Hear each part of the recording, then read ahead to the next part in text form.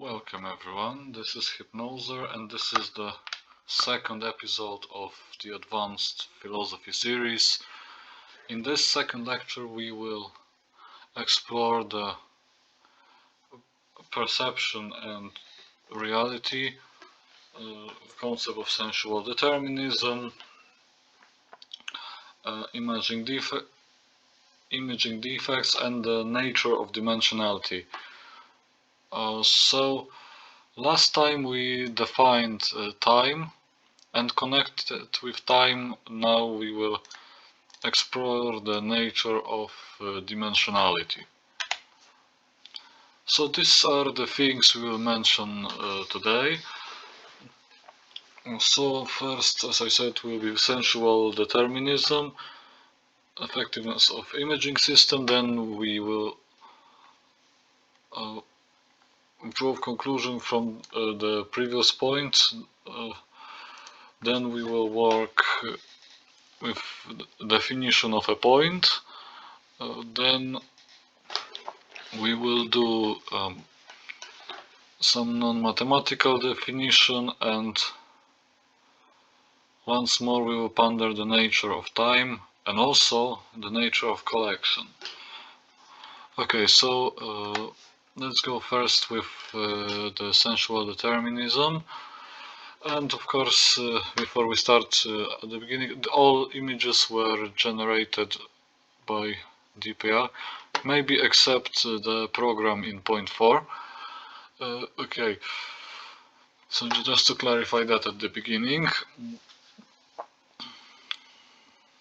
Okay, so this concept says that perceiving determines our way of thinking, and it's not independent of our senses.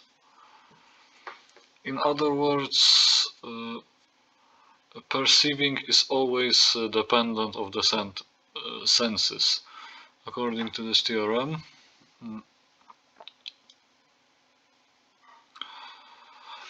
Okay, and it recognizes that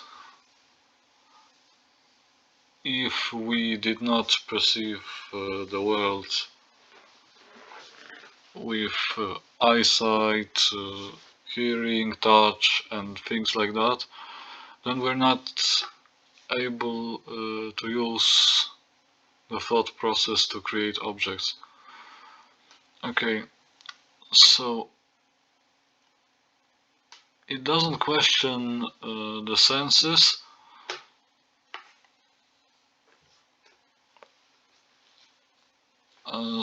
but it says we shouldn't lose contact with what is outside our mind. Okay, we go next. So we are dependent of our senses quite a lot, but the senses that we used have their limitations and are connected with certain defects. The most common way to show those defects is trying to imagine a higher dimension world than your own world. For us it will be a fourth-dimensional world. It's difficult to imagine, but it certainly can exist. But if we follow this theorem that larger amount of dimensions is not possible, then any dimension would not be possible, because zero-dimensional being will say that one dimension is not possible, one-dimensional being will say two-dimensional is not possible, two-dimensional will say that three dimensions are not possible, and three-dimensional say that four is not possible, and the chain is going all the way to the infinity of dimensions. So but in the opposite direction we don't have that problem. We can imagine less dimensions, but the problem is to imagine larger dimensions because of the complexity of such a world.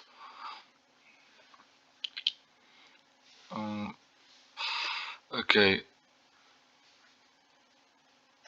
Okay. So, what conclusions can we draw from the previous slide? As I said, the number of dimensions would essentially always be zero if we followed that theorem of defects, but we can sort of break it, but we can't break the limitation of the senses, which makes it challenging to depict the existing world, although possible. Okay, so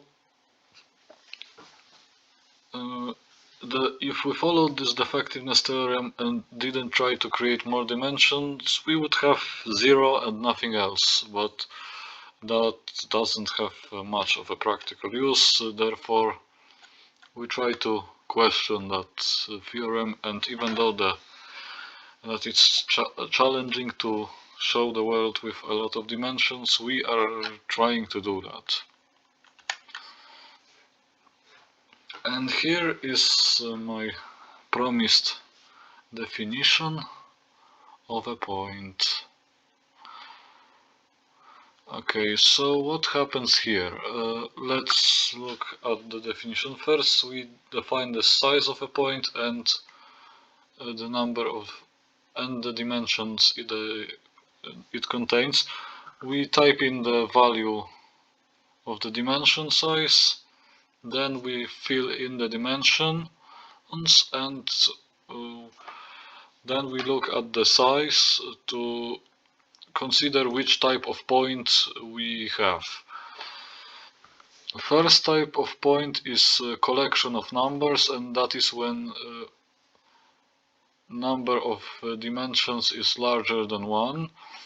If size is equal to 1, then we have one number because there's one dimension, and without dimensions we have empty set. So that's basically the definition of a point. Okay, what happens when we try to do a non-mathematical definition of dimensions?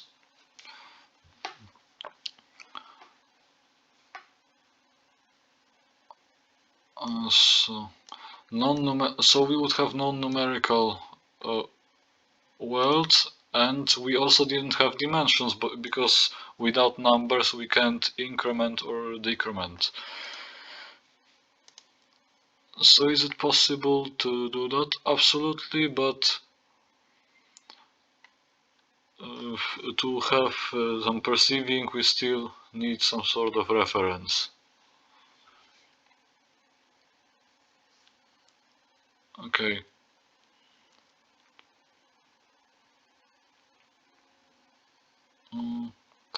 Okay.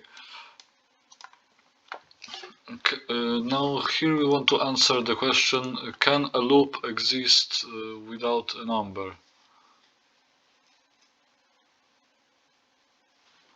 And here we say no, because each subsequent loop from the initial loop has to be represented by another number. Okay, so non-mathematically defined world is like outside of time, and that world outside of time sort of feels like this Dormammu world. Dormammu, I come to bargain. Something like this. Very metaphysical concept. Also, we have a question about collection. So in the world that is non-mathematical, it would mean that the set does not exist, because set is a mathematical thing. So the objects do not interact with each other. So essentially what we end up with is a chaotic world of objects that do not take any actions, as in the picture we see on the right. Okay, so that will be all for today's lecture. We see each other in the next lecture. Thanks for watching.